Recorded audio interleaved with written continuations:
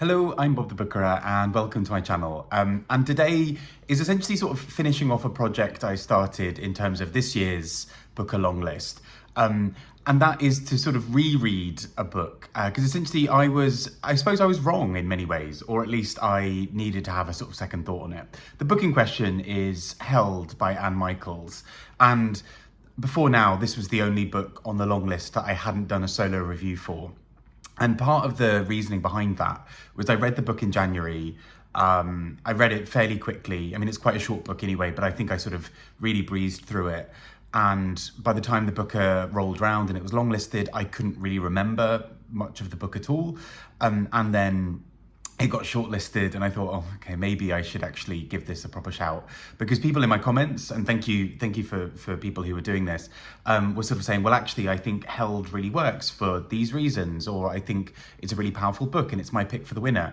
And all of that was sort of percolating around in my head. And I sort of thought, actually, I need to give this book a second chance, really. And particularly because it's such a short book, that is a lot easier than if it had been a 700-pager or something.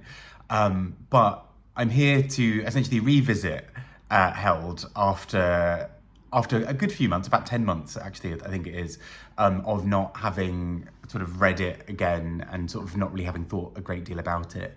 And so here are my thoughts, having now reread the book and talking about it. And I won't really go into any spoilers, I think partly because it's the kind of book that I think is so sort of floaty. And although there is a plot, I don't think it's the plot points necessarily that I want to talk about. So let's get talking about this book.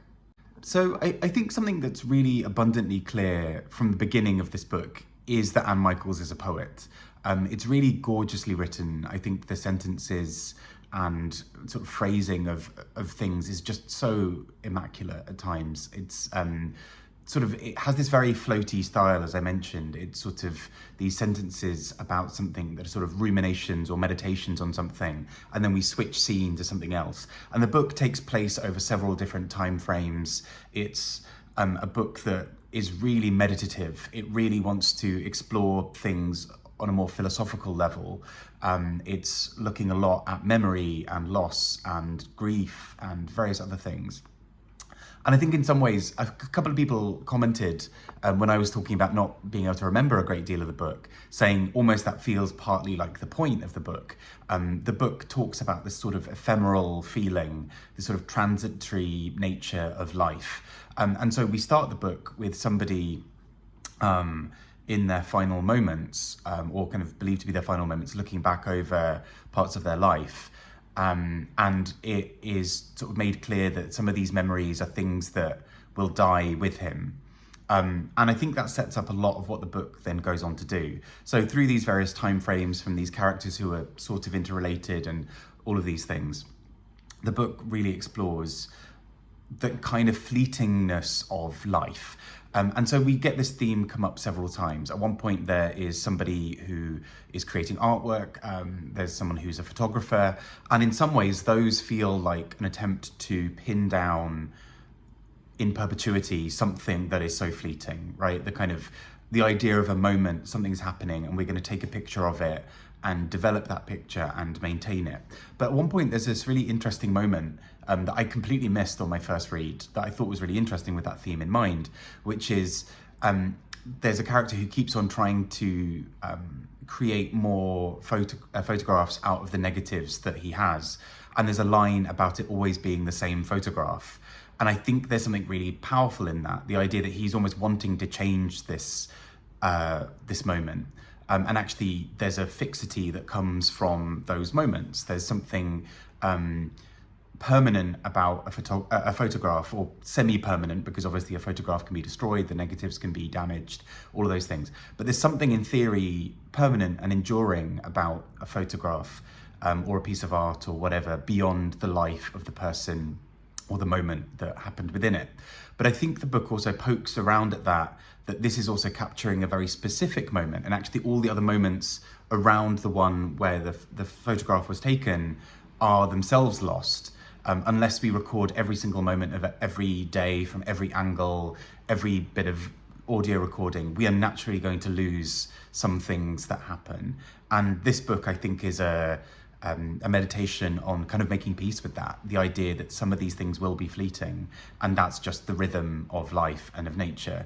And that comes up quite a few times with some of the other characters, where we see the relationships that people have, or these moments that pass between them, that maybe one person remembers several years down the line, but those things otherwise are fairly lost, and they die with that person unless they're replicated or whatever.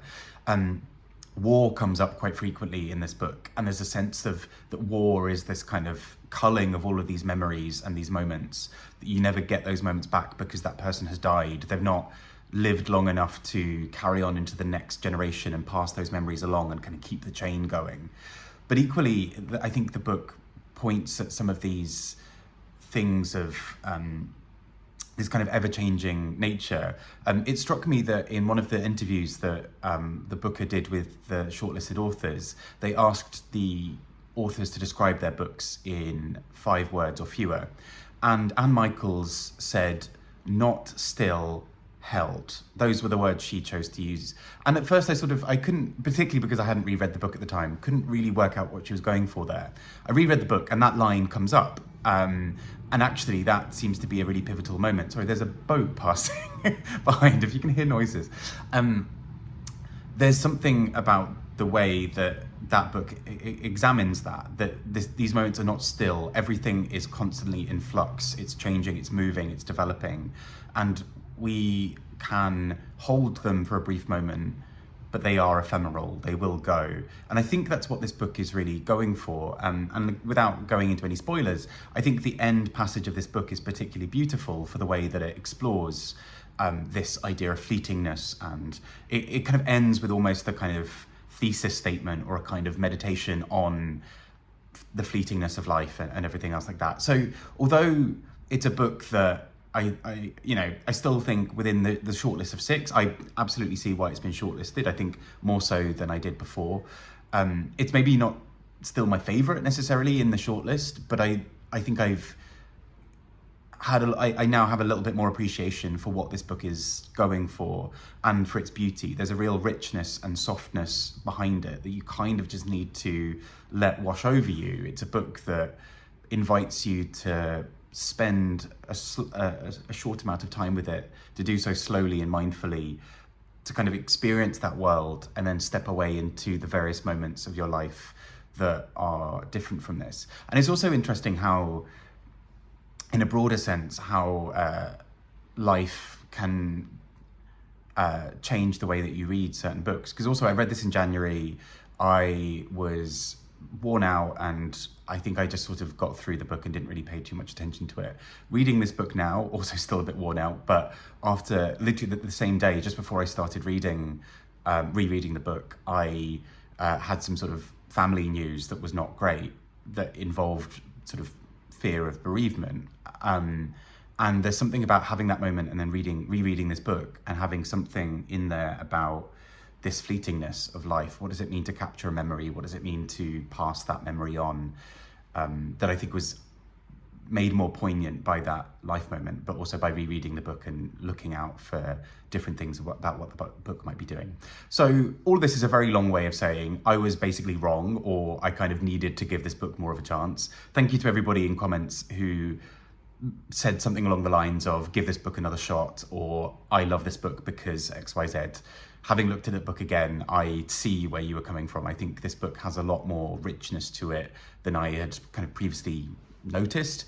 And it's now why I think actually it has a really strong chance at potentially winning, because the Booker judges reread the books from the long list to the shortlist stage. So every book that has made the long list gets reread to choose the shortlist, and then the shortlist gets reread to choose the winner. So by now, or by the winner announcement, the shortlisted books would have been read 3 times, and each with presumably a slightly tighter focus, because there are fewer other books competing sort of for mental space to talk about these books.